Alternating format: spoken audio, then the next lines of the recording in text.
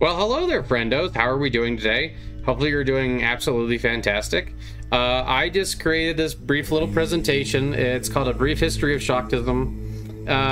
It goes over the history pretty briefly and just a few little things about modern Shaktism and a couple of modern saints. Nothing too crazy, but I wanted to share it because I was enjoying making it, and I thought that there were some interesting tidbits in here. If you're wondering what is the song in the background, this is just a Hirim mantra. It's one of my favorite mantras, and I just like to listen to it, you know, sometimes during meditation or other things like that. And it always makes me think of Ma Kali. And everybody knows that I love Ma Kali, and I give her hugs every day, and I give her brain hugs even more. So yeah, so let's get into it a little bit here, huh? Well, maybe if it'll... Ah, there we go. So, excuse me. So, in ancient India, we have some of the earliest signs of Mother Goddess worship go all the way back to 2300 BCE, found in the Balin Valley near Allahabad.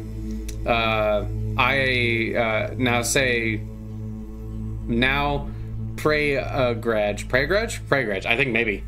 But Mother Goddess worship is some of the oldest stuff that we know of in the Indian subcontinent, and it's also very popular. We've found tons and tons of figures believed to be related to the Mother Goddess. Now, not necessarily one Mother Goddess that we would understand in terms of, like, say, like Kali or Lakshmi or anything like that, but these ideas of ancient Mother Goddess things. And like this statue, the one here on the left, is not one of the oldest, but it was pretty old. It's found in a Harappan site in Mohenjo-Daro. And if you don't know, Harappa is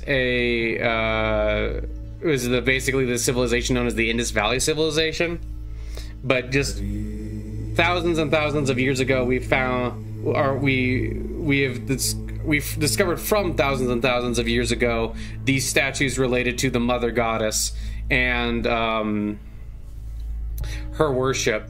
And it is believed by some scholars that Mother worship was actually like some of the most common stuff in the Indus Valley civilization and across certain parts of India. It should also be stated, however, that what exactly this figure is meant to represent is not like 100% clear. Essentially, can be found where she is pot-bellied, seeming to imply pregnancy. So there are some theories that she's like a fertility goddess, but there's also like theories that she is kind of a more general, just Mother Goddess in general, almost like a Mother Nature type figure, or a figure similar to the Divine Mother as we understand her today. It's very interesting because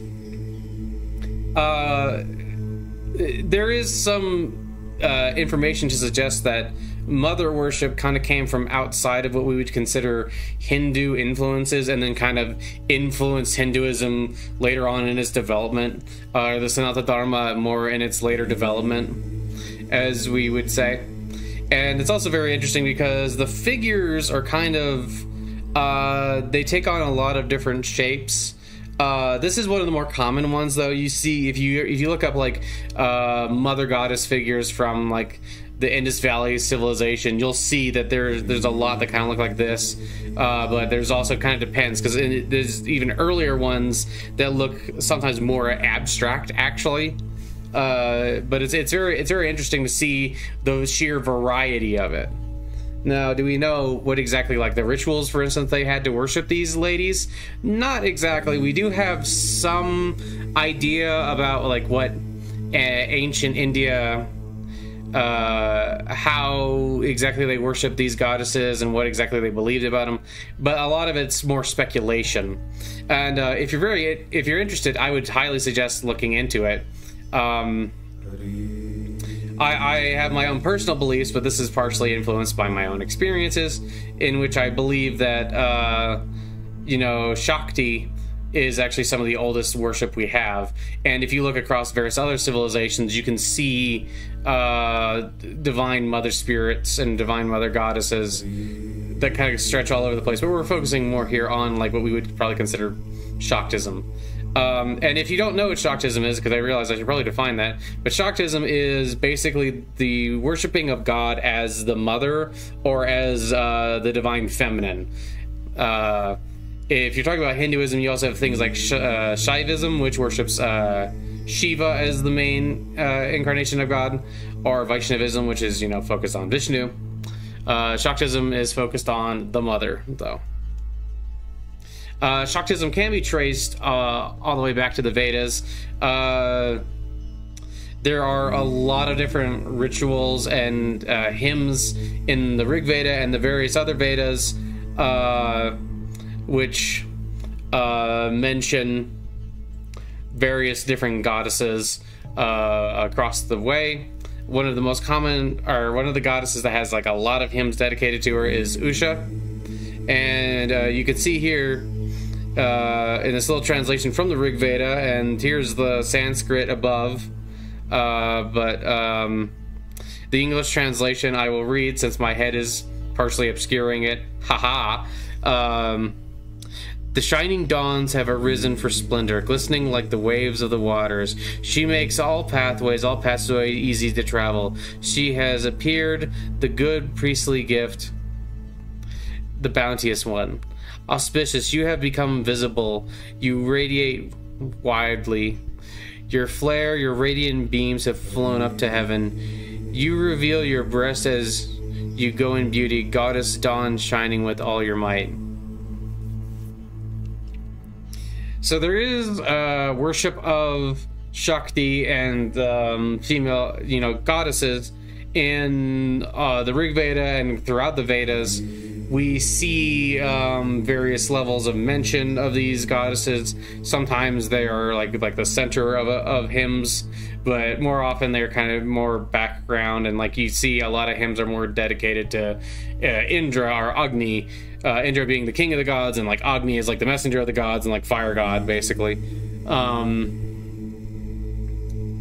But you see plenty of mention of these goddesses in the Vedas, which ties it back to some of the oldest movements within what we would call in the modern day like Hinduism, Vaishnavism, and Shaktism as well. The Devi Suktam, which is a part of the Rig Veda, which I have mentioned previously, is dedicated to Devi in her more position more like Brahman. And it should be noted that Devi and Brahman are not actually separate. But the Devi Suktam is the example of the earliest early non-dualism within the Vedas. Devi is said to be the original creator and queen of the universe. And this is just one. I didn't put the whole Devi Suktam here, but here's part of it. I am the sovereign queen of all existence, collectress of treasures, cognizant of the supreme being, the chief object of worship. As such, the gods have put me in many places, abiding in manifold conditions, entering into numerous forms. Suggesting here that she's kind of all-pervasive throughout the universe. She is like the essence of existence in her own way. She's also if you see, you're cognizant of the supreme being, which is something that we can actually read various different stories from the Vedas and other places that kind of imply that she would actually be above all of the other gods because she is cognizant of Brahman, which is interesting because we actually find something. This is in the Upanishads rather than the Vedas, but goddess Uma, who is actually, we would probably more commonly know her as Durga, appears in the Catte Upanishad as the knower of Brahman. Here in the Catte Upanishad, it is Shakti which knows Brahman and can teach the gods about Brahman. Basically, the whole idea is that they're all trying to figure out what's going on and like who this being is that has appeared before them. But it is Uma, the goddess Uma, who actually reveals to them the truth of Brahman. And we see that in this Upanishad, yes, it is Shakti. And by getting to know Shakti, by praying to Shakti and getting close to Shakti, we actually learn of Brahman. We learn of the supreme reality through Shakti. And it is Shakti and Brahman are actually one and the same, in the sense that Brahman is all of reality and is the foundation of all reality, and Shakti is the power of Brahman. Shakti is the movement of Brahman. We also have various different references to Shakti in Tantra. Well, not most, but maybe most. In a rather large amount of Tantra tradition, the male and female are depicted as independent realities. It is not just that you have Brahman. Like I said, you all have Brahman and Shakti. You don't have just Shiva, you have Shiva and Shakti. The power of God in motion is often called Shakti, while the power of God at rest is often called Shiva, depending on, of course, that is if you're talking about Shaivite Tantra. There are numerous forms of the goddess depicted throughout Tantra. I have a video on the Mahavidyas, for instance, where we see that there is a wide, just like the 10 Mahavidyas there, there's just so many differences between the various depictions of the goddess simply in that. Not even getting into like all the various other different depictions throughout like Hinduism and Tantrism and all these other different groups. But we see, and we also see that sometimes she's depicted as very fierce. Like here, we see that it's Mother Kali, and she has the necklace of heads. She has the head here dripping blood, the sword, her mouth out, the little girdle on her arms. She's standing on Shiva. In many tantras that are connected to Shaktism, you'll see that she's like kind of like more powerful and like more in charge than even Shiva is. There's like, for instance, a very old depiction of her where she is the wife of Shiva, and then like Shiva wants to get away from her for some reason, and every time he turns there's another depiction of her, like one of the 10 Mahavidyas, until eventually he turns back and it's Kali, and she is like the supreme depiction of Shakti in this particular instance. But it also depends on the story and like what exactly is being gotten at in the particular thing. But you can already see that just in this short video, we've seen various different examples of how Shakti is represented across these different cultures. And we've already gone from the ancient India to the Vedas to the Upanishads.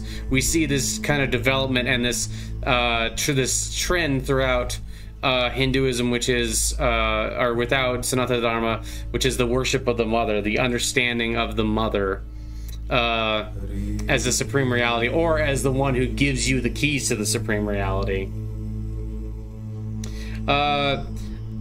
Shaktism also, if you look at it historically, was often a cult on the periphery, where a lot of Shaktism attracted people who were more interested, who were from a variety of castes, but also often outcast people. Like Shaktism often attracted people from a variety of castes, as well as those who were deemed untouchable. Certain goddesses even recommended or preferred devotees who broke with traditions such as the purity rituals of the Vedas.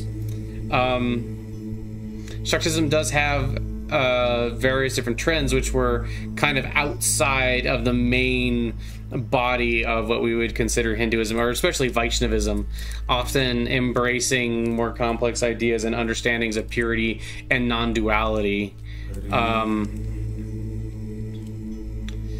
where the goddess was not terribly concerned with the idea of ritual purity. She was more concerned with the idea of like love and bhakti, which is devotion. We also have in more modern times, well, these were in 1800s, I'm sorry, not 1800s, the 1900s and the early 20th century. We have Ramakrishna here, who is, you know, one of my favorites, you know, Sri Ramakrishna, who is believed by many to be an incarnation of God, but who frequently spoke to the mother and was very dedicated to Mother Kali. And we have Narendranath, Swami Vivekananda here on the right. He originally was not very interested in the Divine Mother. He was more interested in the idea of Brahman as the absolute and not really so interested in the personal God type stuff.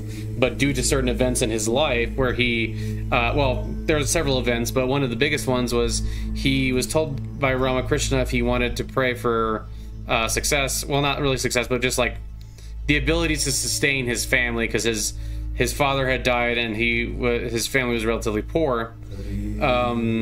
So at first he asked Ramakrishna to pray for him, to give him some wealth, just so that he could take care of his family. And Ramakrishna said, well, I don't ask for such things. You go to the Kali temple and ask for it. And this is where Swami Vivekananda had his first vision of Shakti. He had his first vision of the Divine Mother, and he became very devoted to the Divine Mother later on in life, and he has several poems about the Divine Mother and things like that. But Swami Vivekananda created the Vedanta Society of New York. So a good portion of Hinduism, as it was introduced to the United States, is kind of from a Shakta point of view in a lot of ways, where yes, he taught mostly the Upanishads, but he said that Kali worship was his secret fad.